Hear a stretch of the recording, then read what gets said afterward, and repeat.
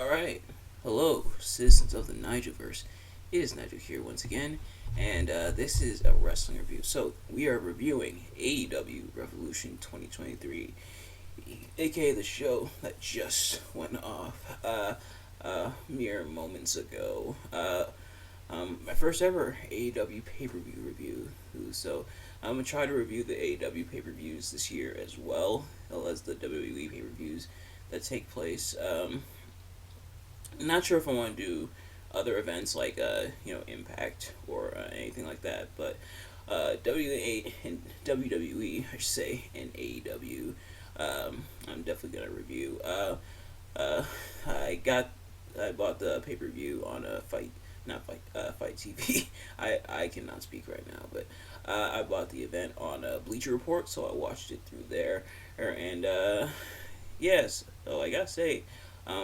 As always, I'm not professional. I'm not a professional wrestling reviewer or analyst. Just a man who enjoys a good time. And I gotta say, I had a really, really good time with this show.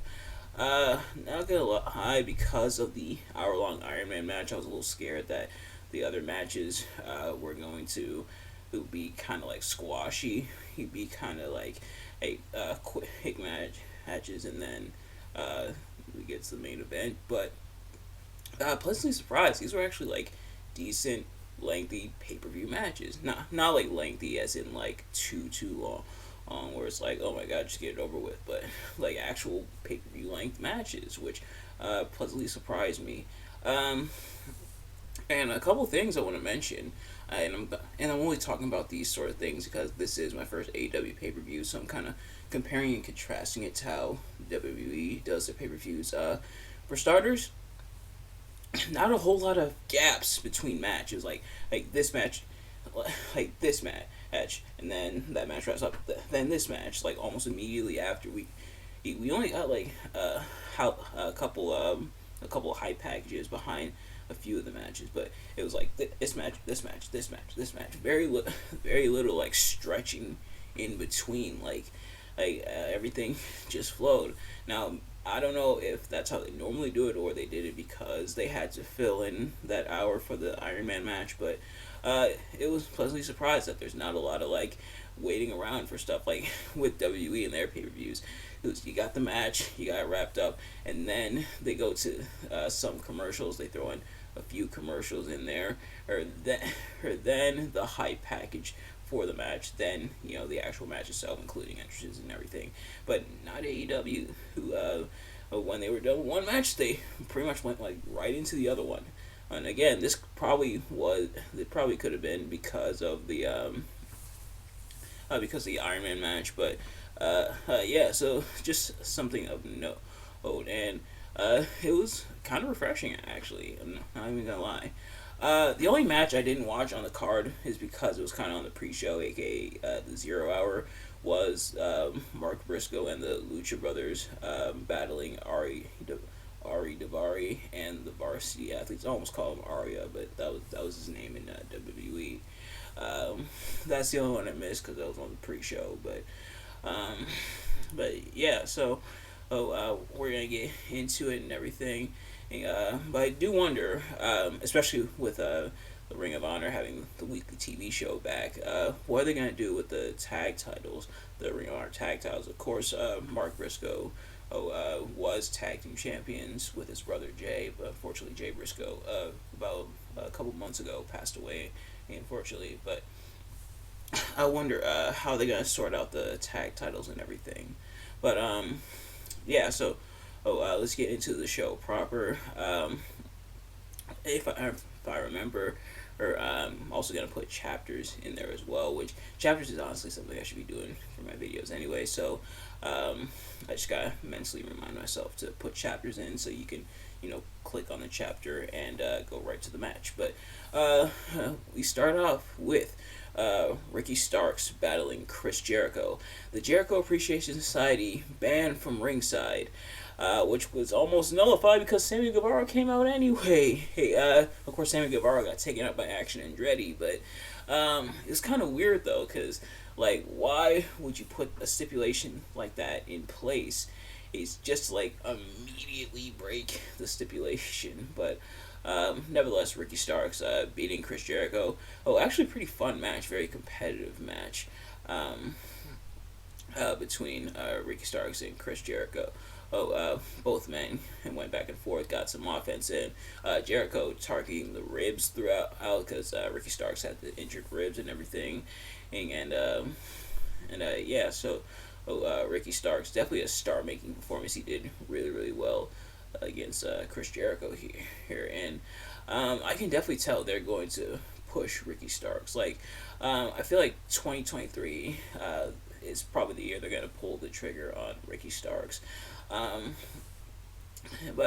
Yeah, so very big win for Ricky Starks here against Chris Jericho, sticking it to the Jericho Appreciation Society and everything.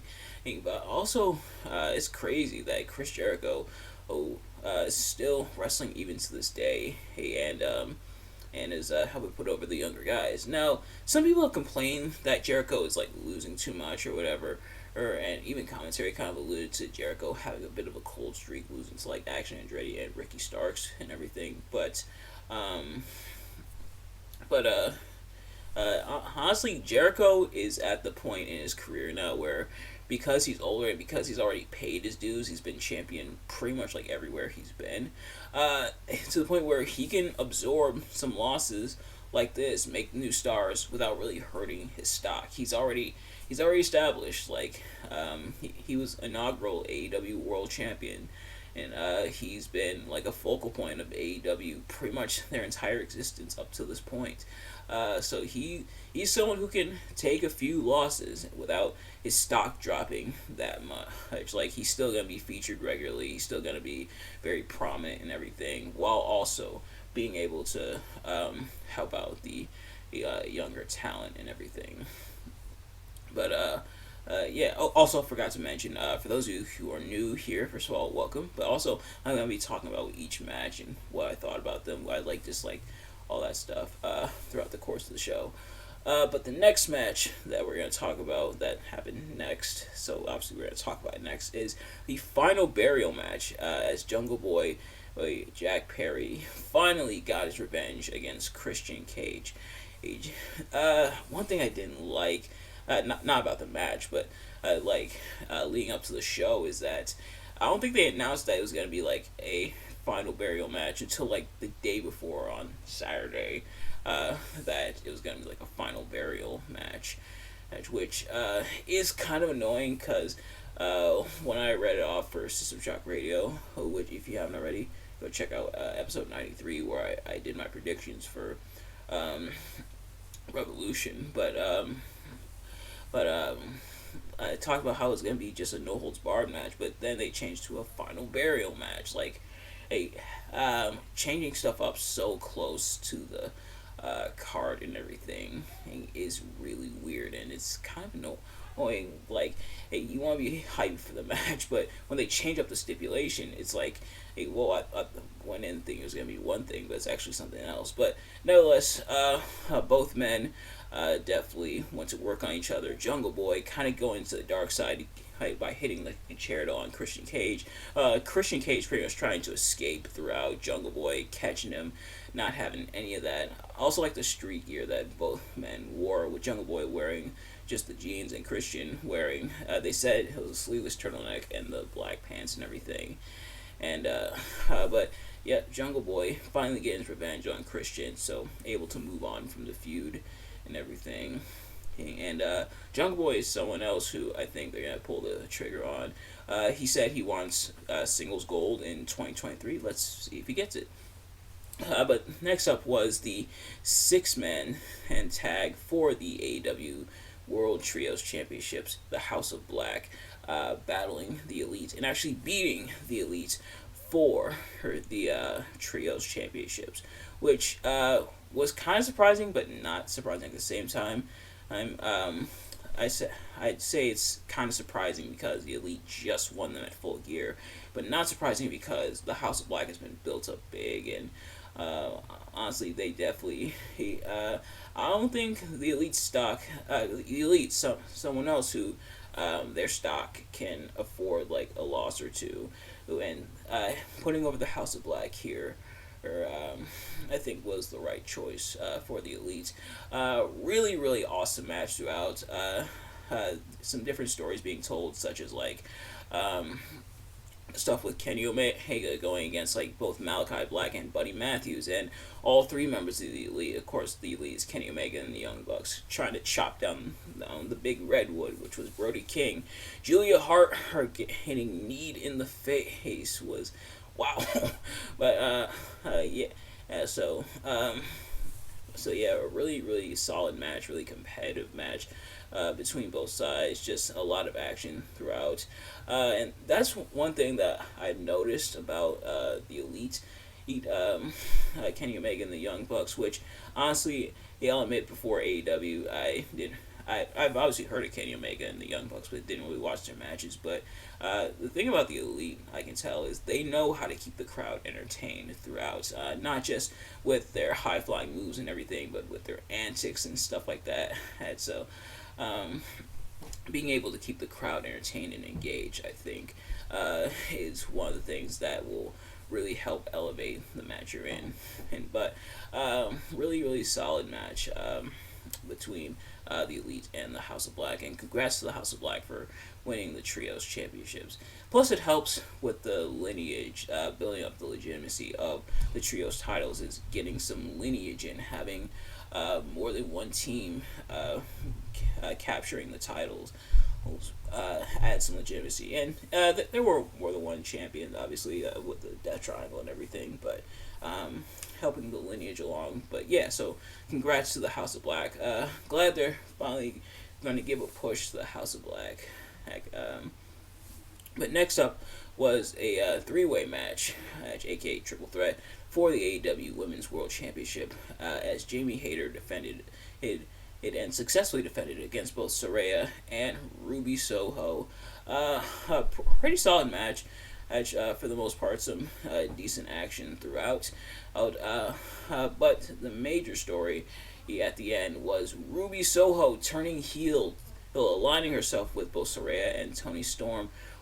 So I guess we got the Outsiders formed, going against the homegrown talent of AEW. But congrats to Jamie Hayter on the win. On the win. Can you tell I can't speak right now? But congrats to them on the win against. Congrats to Jamie Hayter on the win against both Saraya and Ruby Soho. I wonder who the third person will be for Jamie Hayter and Britt Baker to go against the Outsiders, because I guess that's the planned storyline, is the AEW Outsiders, which is like Saraya and Toni Storm, and now Ruby Soho going against more of the homegrown AEW talent, such as Britt Baker and Jamie Hayter. And I'm guessing the third person might be Hikaru Shida, because he was having her tensions with Saraya and Toni Storm as well. But yeah, so we will see. And looking at not just the matches but the match times, this was the shortest match on the card. Yeah. Sadly, it doesn't surprise me. The AEW women's matches infamously pretty short, which is unfortunately pretty disappointing.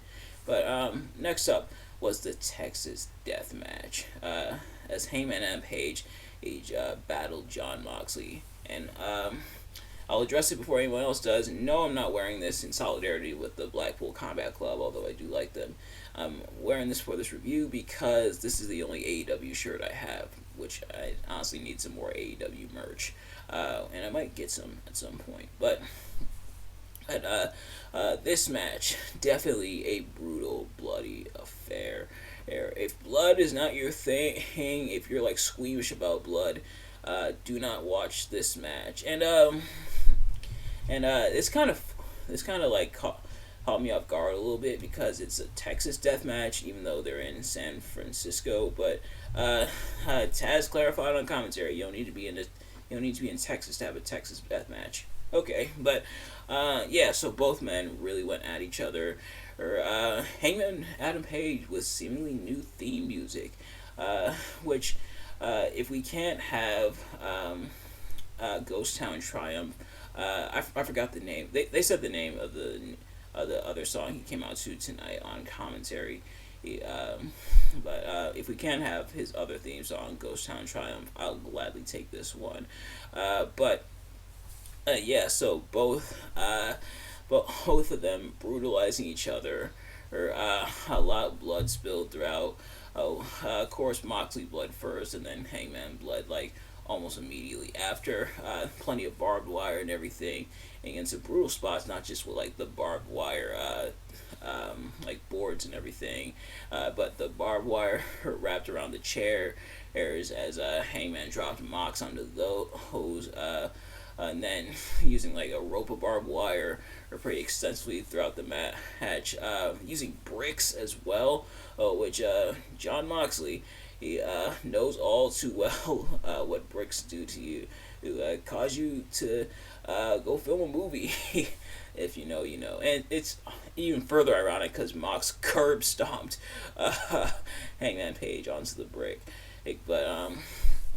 But otherwise, really solid stuff. Both men just went to town on each other, and it definitely he felt like a very personal rivalry he come through, because that's what I did, or I should say more a personal match, because it fits the personal rivalry that Hangman Page and Jon Moxley have been having with each other, or up to this point, and it ends with Hangman choking Mox out with the chain, the chain introduced by Jon Moxley, choking him out with the chain over the ropes, and Jon Moxley actually tapping out, which was very interesting, and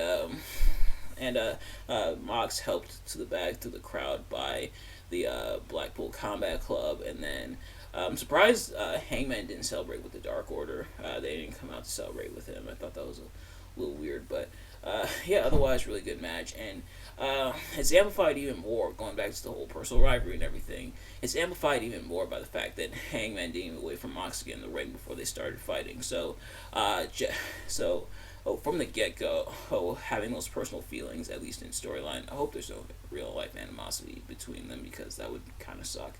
But immediately having that personal animosity between each other, like, woven throughout the match, told in a very clear and concise story, I think was very, very well done. Next up is Wardlow battling and defeating, actually, Samoa Joe for the TNT Championship. I'm not gonna lie, and if you watched my System Shock Radio episode 93, you know my prediction. I did not expect Wardlow to win this match, but he did. Hit Wardlow, and he actually won with the sleeper, aka like the Coquina Clutch. I don't know if it's still called the Coquina Clutch now that Samoa Joe's in AEW, but actually beating Samoa Joe with his own move. This one is the second shortest match of the night, only 40 seconds longer than the women's championship match. But yeah, so Wardlow battling Samoa Joe. Another very personal rivalry. This time over a man bun. but yeah, so Wardlow getting his revenge here, but now has Powerhouse Hobbs to look forward to Wednesday on Dynamite. But yeah, so some pretty good action throughout by both Samoa Joe and Wardlow. Like I said, Wardlow winning kind of caught me off guard, but I guess they probably didn't want to do like a whole heel versus heel match with Samoa Joe going against Powerhouse Hobbs, but it'll be interesting to see Wardlow battle Powerhouse Hobbs here, and I wonder if Powerhouse Hobbs will actually win the TNT Championship. But yeah, so overall pretty decent match. Then in the semi-main event, and aka the second to last match, it was a 4-way for the AEW World Tag Team Championships, as the Guns defended and defeated the Acclaimed and Jay Lethal and Jeff Jarrett, and Orange Cassidy and Danhuasen representing the Best Friends. I talked about it before when I reviewed TakeOver Vengeance Day, which if you haven't already, go check out my review on that. But why do they do fatal 4-ways like this with a tag match? I hate when they do that, where it's only 2 men allowed. in the ring at the same time, and then you can tag in a whole team. Why not just have one member of each team in the ring at the same time? I hate it when they do matches like that, like the fatal forward tag team matches like that. That is so annoying. Like, why not just have all four guys in? It's no disqualification anyway. Hey, why not have all four guys in? But nevertheless, annoying to that aside. Pretty good action. All four teams got some time to shine.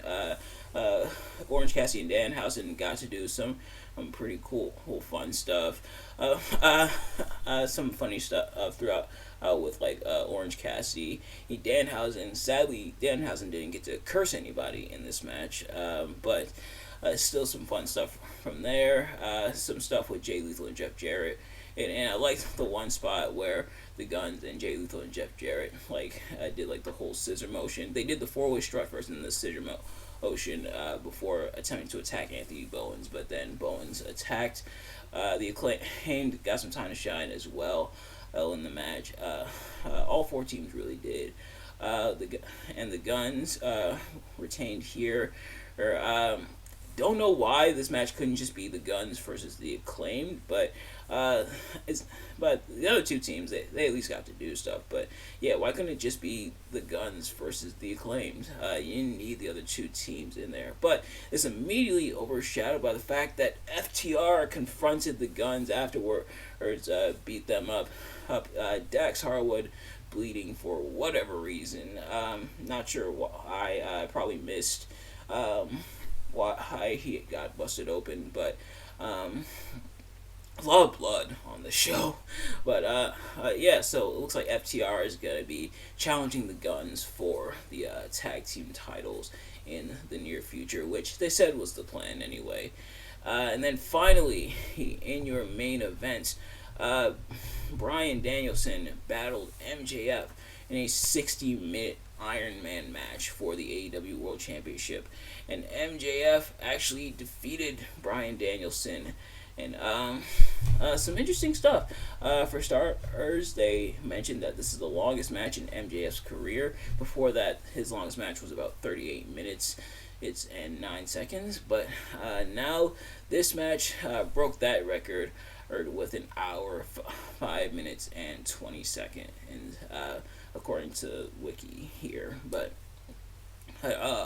also, other things of note, MJF doing a lot of pantomiming, a lot of stalling and everything, which is in character for MJF, not really wanting to wrestle Bryan Danielson and everything. And MJF threw water in the kid's face. Apparently that was not planned, and they had to calm the kid down and everything. In which, but that's MJF. That does kind of suck, but that's MJF. That's kind of the antics he usually gets up to. But MJF, no stranger to water himself, because he went for 3 water breaks in this match as with Bryan Danielson here. But otherwise, both men worked really well with each other. MJF gets busted open off a flying headbutt by Bryan Danielson. Just starts gushing blood. It looked really gross. And it's funny that both matches involving members of the Blackpool Combat Club, of course Bryan Danielson here and then Jon Moxley earlier, both had blood in them. And not just from themselves, because Bryan Danielson got busted open as well, but also on their opponents. And although in this one MJF bled way more than Bryan Danielson, and like I said, it looked really, really gross. But I love the story throughout with Bryan Danielson going after MJF's knee that he tweaked in the match, and then MJF going after Bryan Danielson's arm, which he had been targeting for weeks leading up to this, throughout this entire feud and everything. And each man had 3 falls apiece before the match ended in the draw, and then Tony Schiavone got the news, and then told the referee that Tony Khan told him that it was now going into sudden death, which, like usually when it's an Iron Man match and it ends in like the draw, where they're tied with falls. Normally it starts in the sudden death anyway. Like it usually restarts in sudden death. Why do we have to go through it's a draw, they retain, but no they don't, because we're going to restart it in sudden death? Why not just immediately go to sudden death? Just say, because this match ended in a draw, because the scores were tied, this match will now go into sudden death. Like, why do you have to go through the whole motion of getting it confirmed to be sudden death? Just have it be sudden death. As soon as it ends with the score tied, just have it be sudden death. But then after that, MJF nails Bryan Danielson with an oxygen tank and locks in the label lock, and Bryan Danielson actually taps out. So MJF gets the win and retains there. So congrats to MJF. Fantastic match between these two. Bryan Danielson, of course, wonderful in the ring as always. MJF proving he can go the distance, surprising a lot of people. And annoyance of he having to go through the whole motion to restart it for sudden death anyway. Really, really good stuff. But congratulations, MJF. You are the first person, at least I know of, to have like your entrance theme performed by like a choir or like a band of musicians or something, because MJF had this time. You're the first person I can think of who did that and won the match. So congrats to MJF there. Really, really good stuff. So, overall, for my first AEW pay-per-view that I watched, it was really, really solid. Now, this is the part where I talk about what my favorites and my least favorites are. In terms of my least favorite, it's probably either the women's match or possibly the TNT Championship. If they weren't bad, just like not really as like a good or as exciting as the other matches. And obviously I can't comment on the pre-show match because I didn't watch it. But as for my favorite matches of the night, honestly, the three that I gotta give it to is the Final Burial match. I thought that one was really good. Actually, I'm gonna go with 4. So the Final Burial match, the Trios Championship match, the Texas Death match, and the AEW World Championship match. Like, all 4 were really, really good. A lot of action throughout, and has some really good stuff. And I feel like the winners were pretty justified.